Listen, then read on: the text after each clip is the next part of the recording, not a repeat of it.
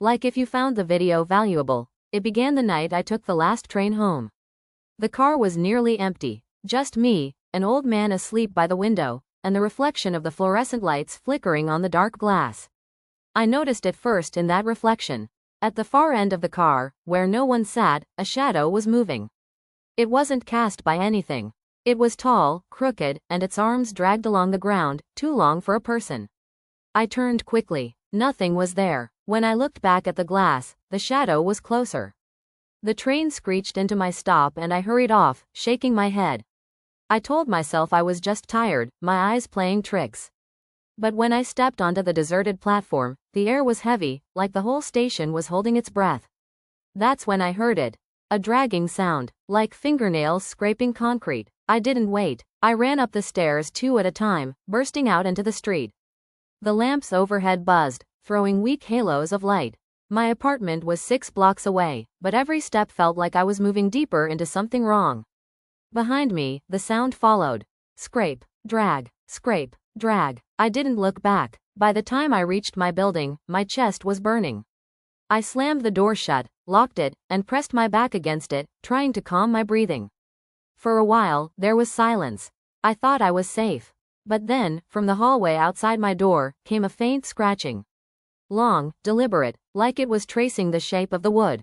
That entire night, I stayed awake. The scratching never stopped. The next morning, the hallway was empty.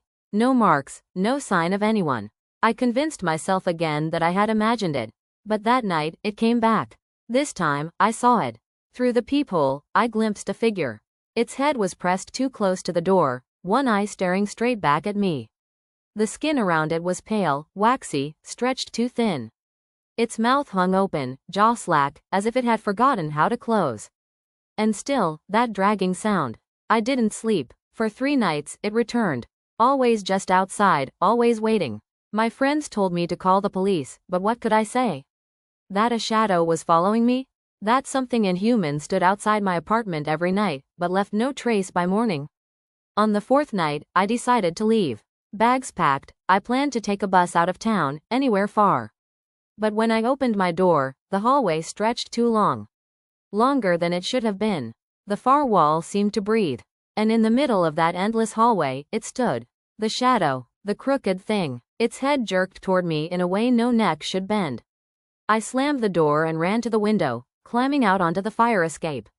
The city should have been alive with lights, but every window was dark, every street empty.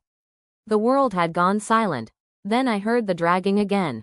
Only this time, it wasn't behind me.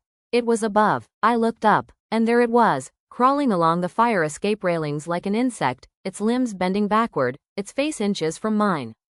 That pale, open-mouthed stare. I screamed and lost my footing, falling hard onto the alley below. My vision went black for a moment. When I came to, the fire escape was empty. I stumbled into the street, desperate, but no matter where I ran, I heard it. Scrape, drag, scrape, drag. It's been 3 nights since. I've tried hotels, motels, even sleeping in bus stations. But it always finds me. Always waiting in the reflection of glass, or in the stretch of a dark hallway, or just behind the door. And I know one thing now. The night I saw it on that train, it chose me.